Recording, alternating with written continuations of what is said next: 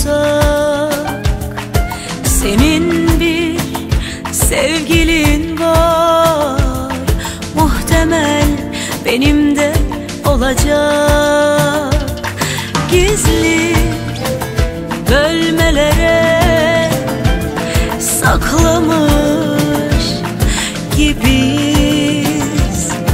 Bütün yaşananlar biter mi bitince aşk? Olur da yolun düşerse bir kahveye uğra derim, ya da eş çayına bir yudum sohbete beklerim. Çok ayıp mı olur, yakışık almaz mı davetim? Bu kadar zor mu her şey? Canımın içi seni çok özledim. Ben de uzun bir yola gittiğini farz ederim. Kandırırım kendimi, ne yapayım? Bütün hatıralarıma da saygılar arz ederim. Ama unutur muyum asla, niye unutayım? Ben de uzun bir yola gittiğini farz ederim. Kandırırım kendimi, ne yapayım? Bütün hatıralarıma da saygılar arz ederim.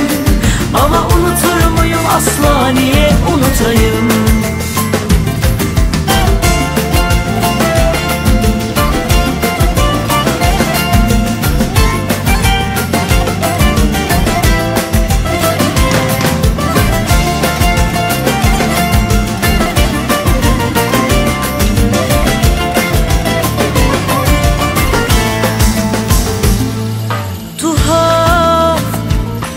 Çok tuhaf, en yakınken en uzak. Senin bir sevgilin var, muhtemel benim de olacak.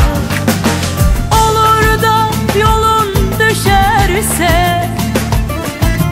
bir kahveye uğra derim, ya da eş çayına bir yudum sohbete beklerim. Çok ayıp mı olur, yakışık almaz mı davetim? Bu kadar zor mu her şey? Canımın içi seni çok özledim. Ben de uzun bir yola gittiğini farz ederim. Kandırırım kendimi, ne yapayım? Bütün hatıralarıma da saygılar arz ederim. Ama unutur muyum asla, niye unutayım? Ben de uzun bir yola gittiğini farz ederim. Kandırırım kendimi, ne yapayım? Bütün hatıralarıma da saygılar arz ederim. Ama unutur muyum asla, niye unutayım? Ben de uzun bir yola gittiğini farz ederim.